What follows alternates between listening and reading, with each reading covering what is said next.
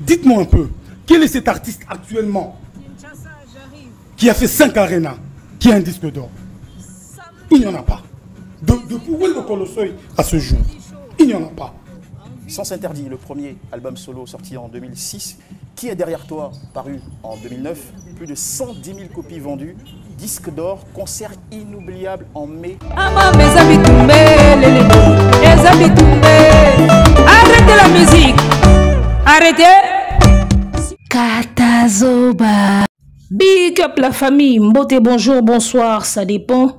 Nous sommes Bowaliwood TV, nous sommes aussi Tanga Wisi TV de partout où vous allez nous suivre. En tout cas, vous êtes les bienvenus. Motena Batutu, Bazol Talabiso na minute Oyo, que vous soyez en Belgique, en France, au Congo Brazzaville, Congo Kinshasa, aux États-Unis d'Amérique, et bien, Topesibino Ba Mbote. Katazoba, la chronique intello faite par Igel Woman, la maman des aiglons. Et vous revient avec un nouveau numéro. Comme d'habitude, comme on le dit toujours, on est ensemble, il n'y a pas de souci. Abel Bower lande makambwe, amamata makambwe. Abel Bower lande makambwe, amamata makambwe. Batulam pakaba mona peleve, balobi jusqu'où l'eau va emmener Caillou. Bowaliwood TV sera toujours là avec Katazoba, accompagné par Igel Woman. Soki ozako défendre les cheki bongisa soye belé na monoko po okoloba mingi. Mesdames, messieurs, c'est un plaisir chaque fois de vous retrouver pour te partager Oyo Toza na Ngo. Alors, on revient sur cette affaire de disque d'or. Yadjoka mettez-nous des likes, hein, s'il vous plaît. Mettez beaucoup de likes. Partagez aussi l'émission. Parlez de nous autour de vous. Vous statut, vous partagez contact à WhatsApp, Instagram et ainsi de suite. Alors, il y a Joka sur un plateau de télé. Azo défendre l'artiste Naye, Fali Ipupa. Alobi, qui a fait 5 arénas actuellement. Azati, Fali. Quel est cet artiste qui a un disque d'or? Azati. Alors, n'habitez de quel disque d'or Yadjoka parler? Parce que s'il s'agit de disque d'or simple, en tout cas, bah, musicien belé banango. Bah, musicien belé banango. Mais s'il s'agit de disque d'or certifié par le SNEP ou par la SNEP, hein, la société de droits d'auteur, ainsi de suite, voilà. Si c'est le disque d'or certifié par la SNEP, en tant que société de droits d'auteur, ainsi de suite, là c'est Fali Ipupa qui l'a, il est seul. Si c'est des disques d'or normal, au bas producteur, bah pesa, bah musicien belé congolais, bazanango. Alors, il fallait Yadjoka préciser de quel disque d'or il parlait. Ngape nazuka à partir de l'émission Ndambu, biloga batutocha ngoma troté pour talakaka. Et alors, le seul musicien congolais au Hazakana disque d'or T, Yaka Ferry. À part ba petit o ba yeye lelo, ba osala peta na bango. Ba misi o ba banda na époque à Zaïre. O Hazana disque d'or T, Isaka Ferry. Na ba misi tout ba banda musique na époque ya Zaïre na lobi bien. Avant ba TikTok ya, ba misi o ba banda musique avant YouTube ya. O Hazana disque d'or T, Isaka Ferry. Ezala ya linzanza, ezala disque d'or ya coin ya quartier, azala ranangote. Le seul Congolais a un disque d'or ya SNEP pour avoir vendu dans le territoire français, il a fallu. Alors, tout bétanon li solo ya disque d'or. Tango ya Joka a beti bango masasi o ya disque d'or, na moni batusuko ya fere, bazu bakati parti ya émission o bayambaka fere na Abidjan. Autant que tanga parcours et faire na Google. Et puis, Google et comment il faut faire attention. Hein? Boye ba pourquoi dans le bibongo. Bazu émission on a fait à l'écart na Côte d'Ivoire. Ba coller en osikoyo na maloba ya Joka. C'est comme pour répondre na ya Joka. Ba loba ke faire azana disque d'or. Mais les gars, vous rêvez ou bien? Eh? Vous rêvez ou quoi? Alors, Tomoni. Joana na ibandeli ndenga tangi parcours ya faire egola. Alobi Sens Interdit, plus de 100 000 copies vendues. Disque d'or nanani nanana. Ferry n'a pas un disque d'or les gars. Na bandeli le seul artiste congolais ou abanda musique n'époque à Mobutu, d'époque Tozaka na Zaïre. et puis il y a un disque d'or te ezaka affaire. Faire n'a pas un disque d'or palpable boy. So continue la biographie à faire na Google. Bah komaka bon que il a vendu plus de 100 000 exemplaires et 100 000 exemplaires il a déjà équivalent à disque de platine je crois. Bah comment ka bongo mais il n'a pas de disque d'or palpable boy. Oh so kenanda kuna ko bimisango la kisio ezati. Seul truc au faire ko la kiso boy ezaka linzanza wana Sony Music a pesa qui est pour consoler. Tango Sony a moni que fallait bendi disque d'or ne ya tokos bagolo bakoti mawa basimbi maboko na litama Sony Music siko po sepesa mutu na bango ayeko créer eloko wana créer la ki wana apesi o soki disque soki ya mélodie soki ya nini de fois mona ka ke mérite moko fondé de monter de toutes pièces disque moko boy monter de toutes pièces ba fabriquer ngo bango moko ba monter ngo o pour na belle mélodie soki nini yango to pesi yango ezala raté. Alors, tango bino bolo bagake plaque ya Fally ya You Arena, ezaki plaque moko ya lokuta, boye ba peke oyo pe Sony Music a pesa fere, eza ya lokuta. Au moins, Fally ipupa plaque wana existaka, pona bato ya You Arena, ba pesa ango pona moto asali, ba entrée ebele. Mais ce que pas Sony Music a justifié biso eloko pesa fere, ezara ya nini. Au moins que la musique ezala raté. La musique, tu as mis disque d'or, disque de platine, disque de diamant, tu as mis single d'or, single platine, single de diamant. Na ba salle, tu as mis plaque. Na ba trophée, tu as mis ba trophée, ya ba meilleur kingandi, meilleur kingandi. Et là, tu as mis la musique yangwana. Tout na siko linzanza o Sony Music et pesa ferry. Banda musique et banda. Izala ya nini. Et même si existaka, yeba pesa ki yango kana moment Fally azui disque d'or pourquoi de fois mona ke ba fondele yango ba créer yango kaka to créer ka elo mo boto PC calmer ba fanatique nae. Tu vois? Donc na bandeli susu le seul musicien congolais oya banda musique n'époque ya Zaïre ya Mobutu oya zana disque d'or palpable te zala ka ferry oya ba koma na biographie na ye ezana onka makomi. Mais na maboko boy azalaka nango te. Sikoyo totunaka ba musicien congolais nyoso bazata na mo ba disque d'or na bango. Ata tolobaka o eza ya mbata. O eza soki ya snap te oui, mais ça ba disque d'or oyo à l'époque ba maison na bango ya époque epesaka bango pour avoir vendu ba nombre moko boy. Au moins bazanango, mais faire ya nango te na maboko boy. Azwa ngo te. Alors, TV za radio te na cadre kaka batulam pakaba mona PLV, top 5 des artistes congolais ayant obtenu un disque d'or. Numéro 1, Koffi Olomide wana. Vous pouvez le voir sur l'image. Hein? Koffi Olomide, deuxième JB Piana na TH. Koffi Olomide azwango na loi, JB na TH, Ferry na Wera na solo la bien, Wera Son na solo la bien. Et voilà, Fally Ipupa azwango na droit chemin. Et Fabregas Azwango na Amour Amour. Voilà, le premier album na Bosani Kombo. Donc, Ferré Aza artiste ou Azwa disque d'or palpable était. Eza yena héritier Watanabe. Donc, Ferré na Wata, bazaba deux musiciens Oyo. Nanou, bazuba disque d'or palpable boité. Yango na ibisa bino na émission passé que wata po kanga Ferré y a un exercice mo kaka au sala mo ba effort kaka ya mukie au kanga na Ferré parce que Ferré n'a pas réalisé beaucoup. Vous comprenez? Ferré n'a pas réalisé beaucoup. Talaga lelo Ferré na wata bazana na ba disque d'or te ba kokaniti. Ba ni moko donc ba tout bana ba disque d'or te. Alors, ceux qui continuent à Google Otali biographie à Ferré, bakoma kaka ke un disque d'or. Mais azwango na maboko boité. Ça dit disque d'or o balobelaka ya Ferré. Et ça estimation. C'est juste une estimation basala batali ke nombre o ya teka. Et ça ko équivaut déjà un disque d'or.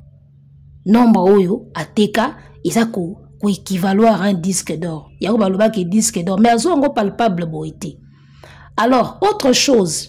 Na époque wana ba internet ezaki penandenge komi leloté. Qui a fait la traçabilité et la vente ya Ferré pour estimer qu'il y a un disque d'or? Ya on a eu ça bino makammingi ba komana Google. boye ba ngo pe nyonso pe zalaka vérité te. En tout cas, nyonso oye komaka na Google, misusu ezalaka vérité te. Boye ba vérité, il faut luka vraiment vérité na source. Il faut y ba vérité na source. Parce que Google, parfois, il y a du n'importe quoi. Ba article misusu ba komaka, au moins la pe boye. Google les amis, so betine ti fait rigole à disque d'or. Et au même on a article, soit il y a mbote à comment et même wana. Neti ngata on a beti kaka les disques d'or des artistes congolais. Et même un article ya mbote. Si ko so ki mbote asala ki faute moko boye par rapport à makamba ba disque d'or etikali peka wana.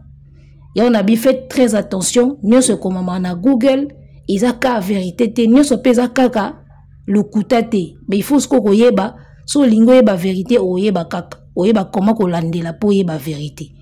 Yango tozo tuna. Vente au faire ego la sala na qui est derrière toi. Ce qui peut qu'est-ce que j'avais dit.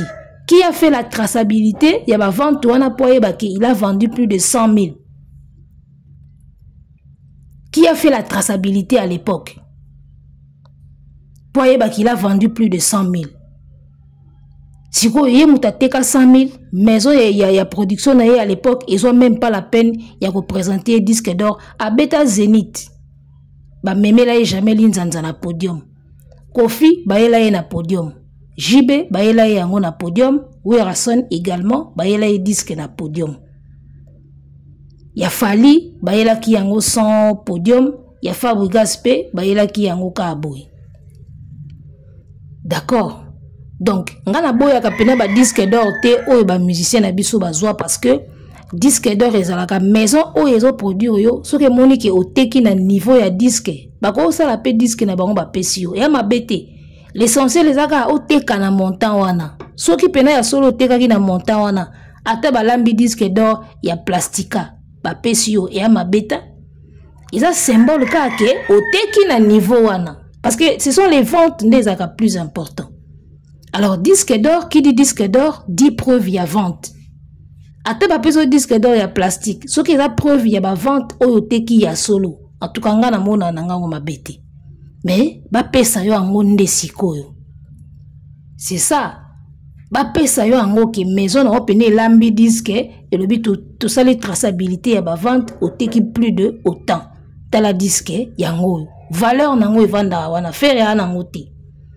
Watape a nangote do ba spiritas na pesibino déjà cartouche moko tant bando ça ba débat boko beta ga ngodo ya na disque te watape na disque te côté wana boko kani abel bowala ndi makambwe amama ta makambwe soki oza ko défendre l'échec bongisa so ebele na monoko pamba te okoloba ebele ya omoni mikolo ba oloba trop ba oloba ebele. Pour défendre l'échec, il nécessite une énergie. Il y a une classe qui est yo si ko prof, banda ko défendre l'élève na wana wa zwakati. Au moins ko quand même, o lobe belé. Mais moi na wa zwaka na classe, les premiers de la classe. On a besoin ko to ganga te, on a besoin de transpirer te. Obimsaka bulletin yango. Obimsika ba cote yango. Mutatali kabo. Ah, c'est un brillant élève. Mais o zwakati déjà au bomba bulletin. Si vous avez déjà tant au bombi bulletin, bandas ko défendre bulletin o yo bombi. Au moins te ko toke belé. Ba vous défendre élève o azwakate na classe l'échec. O bandis ko défendre bulletin zate siko. L'accès bulletin total. Oh non, bulletin au moins siko nde za wana ikangami na coffre ya préfet donc fungo les zate o bandi makambe belé belé pour défendre ga mona classe o azwakate. Comprenez pourquoi Bakwado bazalaka toujours na malobe belé na monoko. C'est ça au fait. Alors, toujours na makambuya traçabilité. Traçabilité, il y a ba vente, il y a ferré. Ou baloba qui a vendu plus de 100 000 un disque d'or. Nani a ça la traçabilité wana. Où on peut voir ça? Parce que le loso beti au beti na snap. Au moins na ba page na bango. Na ba blog na bango tout ba affichaka chaque semaine ba affichaka ba album ezo kende bien pour ezo ba disque et puis tango ezo ba disque ba affichaka ngo o mona ngo tout est là d'accord so tozongi na ba disque d'or o ya ba rumba o ba musicien congolais bazwa to ko mona traçabilité peut-être te Mais le fait que bapesa bango na podium ba image etikala, on y croit. Ce qu'il y a fait, tout tikala komona ni place bapesa yango na podium, tout le monde a commis où il a vendu plus de 100 millions équivaut à un disque d'or. Traçabilité, zata. Ngana moni moto affaire moko aleki na émission, azo senga bapesa traçabilité ba vente ya billet ya yu arena ya Fali. Bon yo traçabilité ya album mo balbi faire azo disque d'or. Bo pesa ngonan. Parce que à l'époque, même si traçabilité ça a quitté parce qu'Internet est comme nous facile, net il est ils ont au moins leur disque n'a pas parlé. So ok pas Kofia au lakiso, Jibe au bimisango, Wera au tandelo abiyango, so ok pas Fabrigas au monango, Fali au lakiso ils en andako, il y a droit chemin, Kofia au lakiso, so ok pas Ferry, au lakiso disque d'or te ya qui est derrière toi, so ok qu'est-ce que j'avais dit en gros bah besoin disque d'or. C'est-à-dire que Joanne à Côte d'Ivoire, a bêta n'a faire na Google, a bando tangane biographie, il a gobé tout ce qu'il a vu na Google. Sans yeba, isa wapi. A ça la vidéo, a la qui sa disque d'or. Faire au tira au laxabino disque d'or te. Seul le logo wazan angolin sanza o Sony Music a pesai. C'est tout ce qu'il a. Traçabilité, isa qui wapi. Bon laxabino traçabilité, ou ils ont prouvé qu'il y a un disque d'or. Pour la physique, il y a un pesa yangote. Au moni. Donc, tant que vous avez l'économie, vous avez la traçabilité à la vente ya Fali. Ce que vous avez la traçabilité à la vente ya album à faire, ou soit-disant, ils ont un disque d'or. Vous avez un pesa yango. Et surtout que disque d'or, on peut azala nangote. Au moni te que, et comme la binongambu fort. Alors, pourquoi on a lobby boye? Parce que, les gars, au moment où les lotang batu bazoya na ba TV ko défendre Ferry babo ya Fali, c'est vraiment une folie. Et ça pena kozala zoba à un niveau tu n'as pas idée. Fali Ipupa, tout ce qu'il fait aujourd'hui, on peut les voir, on peut suivre les traces. Et autres kala na ba, to retracer en haut tout ce que Fali fait aujourd'hui. Si on te dit que Fali Ipupa a un disque d'or, au moins la image. Au moins la image, soit vidéo, soit photo. Si vous avez que Fali Ipupa a fait You Arena, quand on a page, au moins la image. Si vous avez que Fali Ipupa a fait Apollo, au moins la image. Fali Ipupa a chanté avec Arkeli, au moins la clip, au moins la photo. D'accord? Au moins la Fali Ipupa a signé avec Warner, Electra, au moins la yango. Quand on a banni ya Electra, Betaka, tous les artistes qui ont signé là-bas, au moins on peut Fali na kata liste parmi bamindele wana. Vous comprenez? Mais si on sait là on a artiste mosusu, au risque mon a ba surprise. Lobby a coach Mathias auto laxabiso histoire ya ba data. Tout le monde n'a pas data comment Fali pour pas classer superstar. Ça dit qu'avec Fali il y a des preuves. Mais au moins on a mutaleki na TV, a boya makam Fali azo sala alors que ba preuve eza. Si vous avez le même moutou, ou azoboya makambu Fali azo sala, alors que ba preuve eza, mais au moins na yazo ndima, papa wemba, makamoko papa wemba sala na kala, o vidéo eza la rate tilelo. Azo kumisango grave. Moi ça m'étonne parfois comment on a ba réaction ndinga bon enfin, ça m'étonne quand on ndinga koloba, mais bref, ça ne devait pas m'étonner. Venant des Gaulois et des Romains, on est en nature na bango. Lorsque vous dites papa wemba betaka tina ba Japon, on a boyi papa wemba te. Mais où sont les images? Si le long a mon image wanate. Et comment quand Nzembo, ba papa et ba beta tina ba Japon, ba papa et ba beta na ba Japon. Où sont les images les gars? Soit photo, soit vidéo. Webi ngam na partir à lelo. Makambu tout ba yebisa biso na kala. Sans preuve, y a image, ni vidéo, ni photo na obando boyango. Parce que j'ai le droit. J'ai le droit ya koboya likambo ba lobi na moni photo te na moni pe vidéo te. J'en ai le droit. Disque d'or ya Ferry. To mona te ba komi kaka. J'ai le droit ya koboya ke Ferry azo disque d'or te image ezate. Oko fouiller partout na chaîne na ye, na ba page na ye, na Google o tika lo mona Ferry te na disque d'or ya album wana bazotanga. Oko mona linzanza moko Sony Music apiaki. O to yebela pe tina te tilelo. Donc, à partir de l'élo biso pena na Bollywood TV, Tangawisi TV, to komi na biso ko boya makambu tout ba bete la biso na kala o image ezate comme preuve. On a le droit. Tosi tondima déjà Bible, o tomona Nzambe te, tomona Yesu te, tomona ba Pierre te, ba bisi binoka apôtre Paul asalaki boye tondima. Yesu abongolaki mai vino tondima. To continue kondima sou biloko o ya ba musicien o tomona te. Abel Boel ndi makambwe, amama ta makambwe. Donc, moi je pense que ekoki Bible déjà ils ont le seul le logo tomona makambute mais tondima kaka. To suki ka wana. O tout etikali avant ndima fona mona na preuve. Parce que fali ce qu'on beta lisula fali kotaka na ba page au monde na ba preuve. Mais ba mission mususu bayaka awa o kingandi a fait ceci. Papa Taboulé par exemple, il paraît à beta une semaine dans Zénith. Où sont les images? Même ba photo. Tout le monde a katé. J'ai le droit ya ko boya biloko oyo na image te ni photo ni vidéo. Oh maman Betty asalaka boy. J'ai le droit ya ko boya eloko nyonso ya kala sans image, sans vidéo, sans photo. Parce que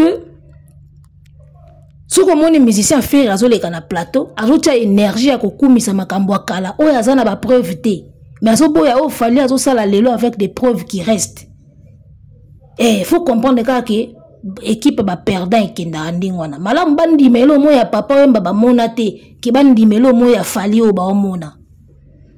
On peut s'en traçabilité à la vente à billets fali. Bon, traçabilité à la vente et album et affaire. On peut s'en disque d'or et zawapi. Traçabilité zab. Soit il y a que faire à Beta Zénith, j'ai vu les images. Soit il y a que faire à Beta qui double arena. Oui, j'ai vu les images. Attends, na za quitté. Mais il y a que faire à soit disque d'or et zawapi. A quand on a une photo place ni. Tozo banda siko ko boya biloko tout ils ont la preuve té. Pourquoi? Parce que quand on mboka oyo na musique na biso to vanda boye une icône le quoi Kofi azo biso ke na kuta na Puff Daddy a tout dinga na Congo bozaka à 2.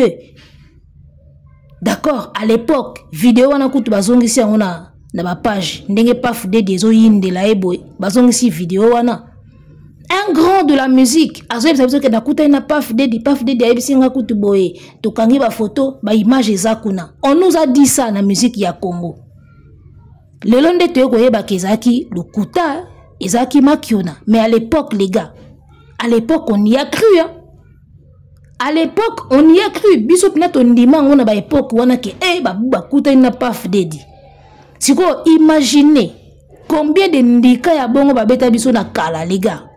Ya otolobi lelo sans preuve to ndima so elote. Olingo ya na TV yaka na preuve. Lelo pena sans preuve ko tokondima lisusu eloko te. Tondima su eloko te. Parce que quand tu vois un grand de la musique, une icône de la musique qui te raconte qu'il a vu Puff Daddy, alors que eloko moko salamate, mais allez vous demander combien de ndika ba beta biso bongo na kala. Oki ngandi asala boye na kala, wapi image, wapi photo, ezate to boyango. Muto kovanda na émission, a une émission ba pesi pe kiti ba pesi micro, abande boya makambo fali asala, o ba preuve ezo mona na internet. Siko o ba leader na bango ba sala sans photo ni vidéo, yango na nde danger. So boye bisinga ke Wendo Kolosoi a existé. Oui, j'ai vu les images, ba images en noir et blanc na mona Wendo. Mais yo bete langa te lisolo a disque d'or moko boye musicien moko azwa e mona na te. Na vanda na bandondi mango. Fini, terminé, plus question. Lelo oyena eloko preuve ezate to boyango. Soko sala ki yango ya solo, pe sa preuve. Pe sa preuve soko sala ki yango ya solo. O fere, aga misa liboso pe sa président Mandela Mbote. Image eza wapi. Parce que ba moni fali na Macron, ba komo créer le pe faire ba président. Image eza wapi. Sa image to ndima ngote. Si vous avez que faire à côté de Obiangwema, tout le monde a une image, à bêta na concert Obiangwema. Maintenant, Mandela image ezati. Donc, fini, terminé ma cambo, une émission pour épreuve, au bando le balogo à Liboma, aussi si bapeso Mike na okei. Fini, terminé ma camboana. Boya kana nous pe na ba preuve na ba émission, c'est la moindre des choses. Aujourd'hui, nous tous on a des téléphones. Nous tous on peut accéder à Google, on peut accéder à la page ya artiste. Facilement, on peut accéder à la page ya entreprise. Muto apesa ka disque d'or ezaki nani kota na page d'entreprise wana soki eza au monango même si ça date au monango Boza na ba téléphone mais boya que émission sans preuve. Boya ka pena ba preuve c'est la moindre des choses. Oye na ba capture d'écran na yo au PC journaliste. Tango si émission azuango a inséré pendant que zolo batang ba la montage, ba tie ba image, c'est la moindre des choses. Mais au moins mutu muso na plateau boy, ana téléphone na maboko mais incapable na yemoko ya kota Google pour ebipe kotanga te déjà. Aza ko affirmer biloko moko o ezo le kaka na mutu na ye, on dirait psychopathe. Moutavandi une émission de défendre de faire azo lo babiloko ezo le kaka na mutu na ye ana téléphone ne peut pas vérifier. Et puis na bino be ba journaliste ngo boyamba bango oyambi mutu na plateau azo lo ba ke faire na ouverture à billetterie ya yuare da teki 25 000. Yebisa ya l'action ta capture d'écran comme ça tango ça la montage ou tiango na écran to moni. Bazo ya ba émission sans preuve et puis bota la bango ndingona alobi lokola pasteur azo te na zandu asilisi akangi bisaka na yake wana bina oti ko défendre faire na bomi bango mabe papa sans preuve surtout bitola na makamba traçabilité l'artiste congolais otokoki ko retracer makambune na peteza ka fali ebele biloko mingi surtout bitola ndela wana to bela mitua parce que ba mbodi na ba ndike betama ebele na kala o lelo ba preuve ezate bandike betama ebele na musique na biso na le passé o lelo ba preuve ezate. D'accord? Ce qui veut dire que musicien tel azwa kora, azwa 4 kora, ba preuve ali, tout le monde a ba cérémonie, ba vidéo ti lelo eza. Yo be télévision isolé disque d'or moko to tikala o mona te tondi maka po ezai na kala. Fini terminé. Oye na eloko sans preuve to ndimango lisute. On a le droit. On a le droit à boya eloko oyo preuve ezate yo yebisanga te que musicien ki ngandi asala ki boye pendant que ngana mona ni image ni photo na bandika ondima et puis comme là bango lokwa récitation ba papa yemba ba beta na ba boye ba papa yemba ba beta na ba Japon où sont les images les gars c'est la moindre des choses même il y a noir et blanc la ki sabiso ngo to le bité que asala ngote mais quand il y a pas de preuve laissez-nous le libre droit ya kokota ngo doute. So bobo ya biloko fallait azo sala alors que ba preuve eza. Bongo combien biloko ba papa yemba na ba table ba sala sans les images. To boya ngote poani. Ngana boya ka papa yemba te, en tout cas na reni ya ka valeur ya ba vie wana te. Jamais na boya ka valeur ya ba table ya ba papa wendo ba papa wemba, mais seulement esika oyo image preuve eza te. Laissez-nous aussi le droit ya boya ngo.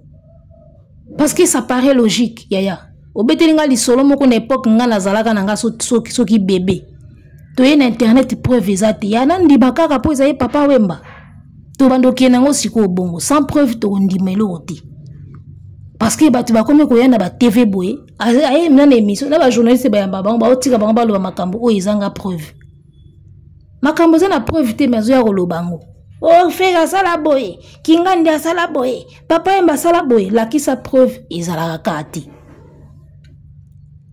Kokuta na ya fali na Emmanuel Macron na ebisio ebelisi ba remède diarrhée ezo nyonga bango ezo so bango tilelo mais bobonga parce que fali va continuer de faire mal kabui et comme yo faire biso tozaka na ba président exemplaire ba président ba na ba valeur so ba président na ba valeur te moyens zate. Tu veux qu'on parle des présidents qui ont des valeurs mais bon sutuka Obiango ma au place faire à Kendara tout le temps. Il a quelle valeur? Abriguer ceux qui va combien de mandats y mokoana. Azana 44 ans à pouvoir. 44 ans à pouvoir. Ba constitution ya mboka na bango moko bazo ko respecter ngoti. Ceux qui ont un royaume to boité ça la ta 100 ans. Mais ceux qui ont une république. Oh chaque fois il faut ba mandat échangeaka. Il faut ça là-bas tout 44 ans à pouvoir. C'est pas des valeurs. Donc, ce que tu as des valeurs dans le président de la africain, tu as péché, tu as le makam misusu, autant misusu pe et botte la biso makam misusu. Il y a un moni, fali na faire bazalaka différent. Pourquoi? Parce que un intellectuel a le balokola, un illettré. Au moni, un intellectuel a le balikambo fois peser. Même si que likambo na roloba et que défendre artiste nanga, mais peser non likambo zoloba.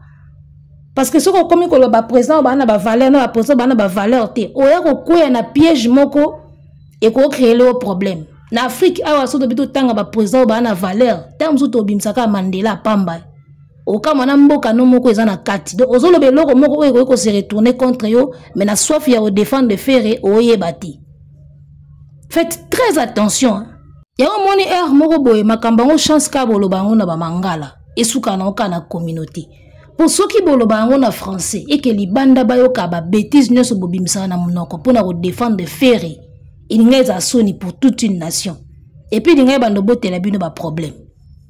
Oh, Emmanuel Macron est président de la valeur. Tu es boité. Mais tu es en Afrique. Tu as combien de présidents qui ont la valeur? Eh? Et même le Ngambot. Bilo musubo lo bana ego ba lukelo même le Ngambo na ndie moboy. Quand tu dis que tel a des valeurs, c'est que tous les autres n'en ont pas. Au moins koto komo kende. Boluke la affaire et ba problème ka boy. Chance bolo bango na balingala. Bolo bango na balingala. Pour ça, vous le français des dégâts. Si vous défendre l'échec, faut en assoyer belé na mon pour le mingi. Les colères ou défendre l'échec et affaire, beaucoup m'a retouché tina makambo et ko bende la bino bangambo lobby. Faites très attention à makamsu bozo kota surtout ma baba président. Ko défendre faire et ko sabinoté, monoko betsa masoko fimbo. Bokangela ke banzela ka boy bofinga ba Patrick Muya ya awa ti lelo bo mona ka artiste comme tourner en rond faire aussi là bino bo mona ngote yebisanga longola actualité ya You Arena na monoko makasi bino botsaka na ba réseaux sociaux il a quoi sur le terrain au mona ke loko ezate eloko ezo maintenir faire une actualité ndeto za boy ezaka date wa tina You Arena billetterie et puis na monoko makasi na bino c'est tout. Supposons qu'il y a qui date na You Arena te, tolongola You Arena, tolongoli munoko makasi na bino, il a quelle actualité? En dehors de You Arena, il a quelle actualité d'autre na minito? Au moins que l'artiste n'a rien, ni côté stream, ni côté vente à disque. Vous comprenez? Ni côté rémunération. Et là au moins ko ezate, événement ezate loko ezate. Si tu comme à décembre à vendre ozelaka année prochaine You Arena. Artiste aussi là, bino bo comprendre te. Seul événement où ils ont maintenir rien à game, ils ont date wana boti à You Arena. Billetterie pe kilo alikam. Si artiste est ça la deuxième vidéo. Vous sentez maintenant que ça ne va pas. Et puis si décembre so billetterie bouger te, au moins on boye, janvier ba annuler. Si décembre maintenant so ba sentir que l'eau est bouger te, au moins en janvier ba annuler. Ou bien ba reporter. Artiste a aussi la mebino munokoka makasi. Munokoka makasi. Yango biso pe tolobi awa eloko nyonso kozanga preuve tokoboya yango. Parce que quand Fally fait des choses avec beaucoup de preuves possibles, bozo boya kaka. Parce que biso o ba preuve ezate. Tous en a plein droit to boya yango. Tous en a plein droit to boya yango. Olington di meloko yaka na preuve. O faire akutana na Mandela yaka na preuve papa. Bimsa ta photo, ça ta poste ya photo à pamba. Kata ta partie à vidéo, tu as na statut. Preuve à tête au boy. Alors, que dire d'autre? Fallait pour pas artiste ou azo porter ma valeur. Pourquoi? Parce que depuis à l'onga pas Kofi, atigala au fingate, atigala au sale le roté. Pour une première fois, tout le monde artiste et musicien congolais a sali peine mission ba pesier micro. Abandi pena ko critiquer Batou. Ba collègue na ye izalaka affaire premier soin wana sala fallait rosa l'émission ndingo na tibanda loti lobby mais faire salango ofinga Kofi moko ofinga collègue na yo deux fois aza mutu asima biloko oyo batala kundefu balobango mais ye moko bena leader asinya aya penda ya olobango. Première fois na musique tout le monde a leader a na plateau à lobby ke mukala na ngawana makambo ya kofinga bat na internet ngam na tinda kaye utaka awa. Donc on a même pas modèle na société yo moko en tant qu'artiste ou modèle te. Mais linka na mamba minene bazwa yo bazwa te. O baby sabanati. Émission na premier soin wana bana mingi batalango ba beba. Ka po baloba te. Premier soin bana mingi batalango ba beba. Na muto na TV lobby respect na mopao. Na muto azuwera atie sozi na clip a bengi vieux jaloux. Nani ana ba valeur. Na muto yo alongwa pa leader aloba ane lokote afanda ne calme na muto asala pene miso ya afinga ndeko femba mogwe ataka ba papier na poche aza faux patron ya bakiti na ona ndako na yo o tantine Fanny aza deux fois ye muto aloba ngoti faire n'est pas une valeur les gars faire aza valeur tana ba musicien même ba Fabregas baleki balengo na sima basali mambo faire asala te aza valeur te musicien zo senga lo pipi na podium bana miki ba mona image wana aza valeur te suro mela na obatama aza valeur te seul mona wenge wakanga basuki lo wa mwa mwasi ye abel bowela ndi makambwe amama tamakambwe yawo tolobaka makamu susu so muta zo wela kofinga ngo muninga so talibi omona ye moko banda wenge banda musicien oya da balia okanga basuki ya milai makasi lokwa mwana mwasi ke suki pene tondi na mutu lokwa mwa mwasi ezaka ye donc si ya mutu to ko soupçonner mutu abanda makamba ki deux fois to ko soupçonner botala wenge nenge banda wenge pene ya wenge 4x4 tala coiffure ya JB tala coiffure ya Wera tala coiffure ya Blaise Boula Alain Makaba le Bogar Didier Masela Tata Mobich Adolphe wenge pena taizaka tala Emile alias tala Chwaku Lenda Mochwa donc wenge yaka na style moko boye bien coiffé bien rasé banini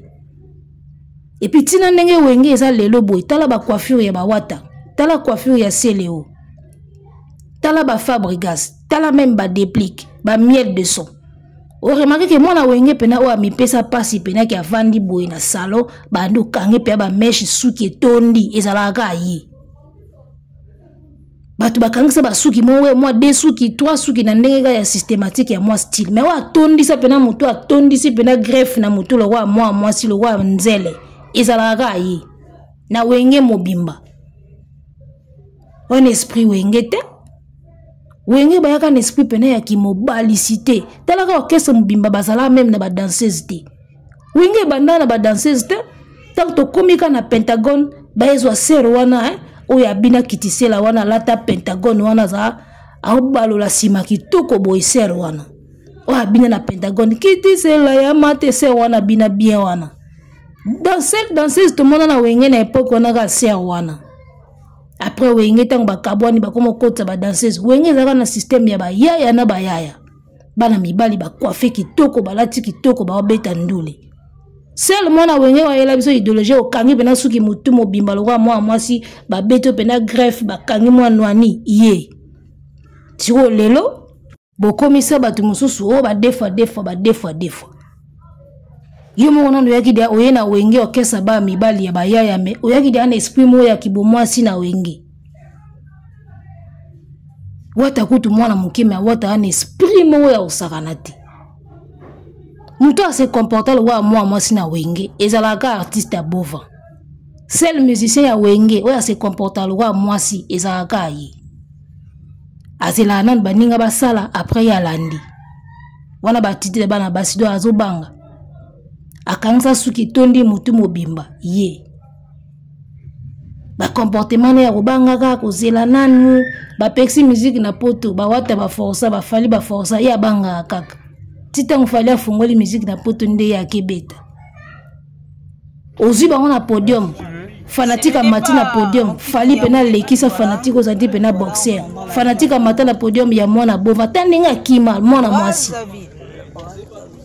tala image ezoloba fali pena fanatique matela na podium nenga lekisa jeune wana o senti pena ke mutazui garde mbamo a lekisa o senti sportif a lekisa pena tant qu'un bon sportif siko tala siko artiste a bova fanatique mata na podium na ebiso me ekimeli wana tanga na ko kima bongo te o senti pena misa zo na podium ko fanatique matita ta déjà na bitumba bazonga sima boete azo kasima et puis faut mona ndinga zo aocha maboko aokanga même pas garde ndenge bakanga garde na combat box azo ngaka sima ka boy musicien osenga no na podium bana mike ba mona ba image il n'est pas un modèle les gars artiste a bova za modèle te banda le otilobi ale bolinka bazo eba me makene ba place ba kondimine ne baza toyoka soniti.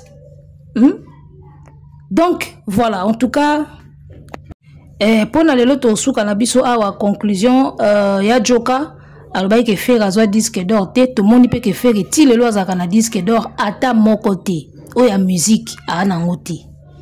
D'accord, et puis makambo mususu désormais so boyeli biso makambo ya kala o ezanga preuve to bana kondima te parce que y a eu beaucoup de mensonges dans le passé. Ba mise musu ba yebisa biso bakuta na ba pididi image monana te leo to e comprendre que ça lukuta.